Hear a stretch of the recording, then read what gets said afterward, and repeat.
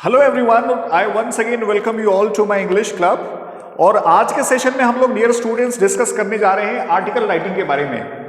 ठीक है, देखिए इस सेशन में मैं बताऊंगा कि आर्टिकल राइटिंग हम क्यों लिखते हैं, ठीक है, और ये बेसिकली इसका सही फॉर्मेट क्या होता है और क्या क्या चीजें आपको इंपॉर्टेंट ध्यान में रखनी है जब भी आप किसी टॉपिक पे लिखें। ठीक है, तो देखिए आर्टिकल राइटिंग जो है हम कभी भी किसी भी टॉपिक पे लिखते हैं तो अपनी नॉलेज को एक्सप्रेस करने के लिए लिखते हैं। ठीक है, और ये कहाँ पब्लिश होती हैं? ये खास करके न्यूज़पेपर्स में, मैगजीन्स में, या कोई जर्नल हो। जर्नल बेसिकली कहीं स्पेशलाइज्ड जो टॉपिक पे मैगजीन्स होती हैं उसके लिए किया जाता है। जैसे साइंस के लिए अलग जर्नल्स हैं जो रिसर्च पेपर्स पब्लिश होते हैं। ठीक है, तो जो आर्टिकल राइटिंग होती है वो आपको जनरली वर्ड लिमिट दिया जाता है। ठीक है, जनरली मैक्सिमम या तो 120 या 150 वर्ड्स या मैक्सिमम जो है 150 वर्ड्स में आपको लिखने के लिए दिया जाता है। ठीक है, तो आपको मालूम चल गया कि आर्टिकल राइटिंग क्यों लिखते हैं और कहाँ पब्लिश होती हैं। ठीक है, अपनी नॉलेज को शेयर करने के लिए, और दूसरी बात जो है ये न्यूज़पेपर, मैगजीन्स और जर्नल्स में जनरली पब्लिश होती हैं। या आजकल ब्लॉगिंग भी लोग करते हैं तो उसमें भी अपने विचार एक्सप्रेस करने के लिए वो लोग आर्टिकल लिखते हैं।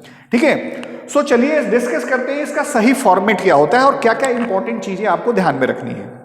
देखिए एक चीज ध्यान में रखिए कि जब भी आप आर्टिकल लिखें तो आपका बेसिकली टाइटल होना चाहिए। अगर आप एग्जाम दे रहे हैं खास करके तो आपको टाइटल मिलता है कि भाई इस टॉपिक पे आप लिखिए। जैसे मान लीजिए इंक्रीजिंग लेवल ऑफ, ठीक है, लाइट पोल्यूशन या एयर पोल्यूशन पे अगर आपको मिल गया कि भाई इस टॉपिक पे आपको एक आर्टिकल लिखनी है तो आपको टाइटल जो है लिखना होता है। ठीक है, इंक्रीजिंग लेवल ऑफ, ठीक है, या सीरियस लेवल ऑफ पोल्यूशन, ठीक है, या डेंजरस लेवल ऑफ पोल्यूशन। ठीक है, तो वो आपको टाइटल देनी होती है। बाकी जो राइटर होता है, जो भी लिखता है वो बाय करके लिखता है। ठीक है, अगर आप न्यूज़पेपर में देखें तो ठीक है टाइटल दिया रहता है, उसके नीचे जो भी राइटर होता है उसका नाम लिखा होता है। अच्छा, अगर एग्जाम में मान लीजिए अगर नाम नहीं लिखा है तो आप एनोनिमस या XYZ करके आप लिख सकते हैं। XYZ कर देंगे। ठीक है, अपना ओरिजिनल नाम नहीं लिखना है एग्जाम में। ठीक है, तो इस चीज को ध्यान में रखना है। तो आपने टाइटल, आपको टाइटल मिल जाती है क्वेश्चन में कि भाई इस टॉपिक पे आप लिखिए, तो टाइटल आपने डाल दिया। उसके बाद जो है बाय करके आप जो राइटर का नाम है, अगर उसमें लिखा है कि आप ये हैं और आपको इस टॉपिक पे लिखना है तो वो पर्टिकुलर नाम लिख देना है। और अगर नहीं दिया है तो आप XYZ कर दीजिए या एनोनिमस कर दीजिए। उसके बाद जो है आपको ध्यान में रखना है कि इसमें जो आर्टिकल होती है उसमें 3 मेजर पार्ट होते हैं। ठीक है, एक तो इंट्रोडक्टरी पार्ट होता है, एक इसमें आपका इंट्रोडक्टरी पार्ट, इंट्रोडक्शन वाला पार्ट होता है। ठीक है, इंट्रोडक्शन वाला जो है वो पार्ट होता है इंट्रोडक्शन। ठीक है, इंट्रोडक्शन जो है, जैसा कि मान आपको क्या करना है कि कोई फिक्स तरीका नहीं है किसी भी टॉपिक को इंट्रोड्यूस करने का, वो डिपेंड करता है राइटर की क्रिएटिविटी पे। ठीक है, तो वो आप कोई किसी के पॉपुलर सेइंग से स्टार्ट कर सकते हैं, या कोई कहावत है उससे स्टार्ट कर सकते हैं।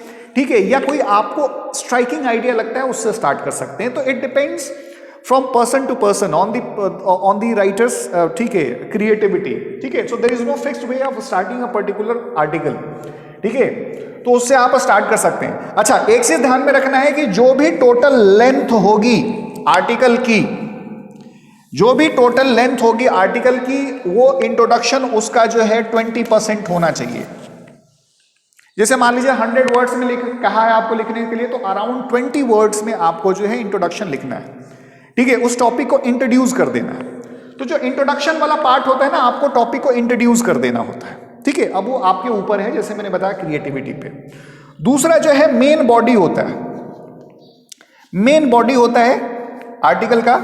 मेन बॉडी पूरी लेंथ के आर्टिकल के करीब 60% होना चाहिए, और 60% में यही ऐसा सेक्शन है जो मेजर है, जिसमें आपको अपने पॉइंट ऑफ व्यू, ठीक है, किसी भी गिवन टॉपिक के एडवांटेजेस क्या हैं, उसके डिसएडवांटेजेस क्या हैं, ठीक है, या कॉज क्या है, उसके इफेक्ट्स क्या हैं। जैसे मान लीजिए पॉल्यूशन पे लिखा है तो आप बताइए कि भाई इंट्रोडक्शन में कि पॉल्यूशन कैसे समस्या क्रिएट किया है। दूसरी बात यह है कि क्या क्या मेन बॉडी में लिखेंगे कि भाई क्या क्या सोर्सेज हैं पॉल्यूशन के, ठीक है, और क्या क्या स्टेप्स उठाए गए हैं और उठाए जाने चाहिए। ठीक है, तो वो आपको मेन बॉडी में देना होता है। ठीक है, तो आपने इंट्रोड्यूस कर दिया पॉल्यूशन को, फिर मेन बॉडी में क्या कॉजेज हैं, उसके क्या इफेक्ट्स पड़ रहे हैं, ठीक है, और क्या क्या स्टेप्स उठाए जाने चाहिए उसके सोल्यूशन के लिए, वो आपने डिस्कस कर दिया। ठीक है। तीसरा जो पार्ट होता है वो कंक्लूजन वाला पार्ट होता है। कंक्लूजन वाला जो है सबको मालूम है कि भाई आपको कंक्लूड करना है। कंक्लूड क्या करना है कि जो भी मेन बॉडी में आपने डिस्कशन किया उसके मेजर पॉइंट्स जो है आपको कंक्लूड कर देना है, सम अप कर देना है, ठीक है। और ये पूरी लेंथ के आपके करीब 20% होना चाहिए। अब मैंने 20% बोल दिया तो ये नहीं कि स्ट्रिक्टली उसी को ध्यान में रखना है, 2-4% इधर उधर हो जाए इट इज एक्सेप्टेबल, लेकिन उससे ज्यादा नहीं होना चाहिए। यानी 20% में जो है थोड़ा बहुत 2-4 वर्ड्स का इधर उधर डिफरेंस हो जाना चाहिए, लेकिन ज्यादा नहीं होना चाहिए।